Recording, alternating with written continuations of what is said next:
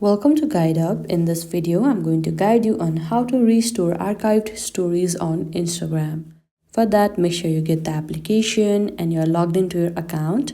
Here you can see I am at the profile page of my account. Now at the top right, you can see 3-line icon. Tap on that. Before starting, scroll down and there you can see this option archiving and downloading. You need to tap on that. And at the first, you can see the option Save Story to Archive. Make sure this option is turned on. If not, then you can simply toggle up the button. Here you can see my option is turned on. If it hasn't been turned on, then all the story that you have kept on your Instagram won't be on backup or archived.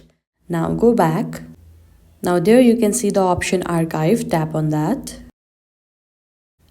And at the top, you can see the option of Stories Archive, Post Archive or Live Archive.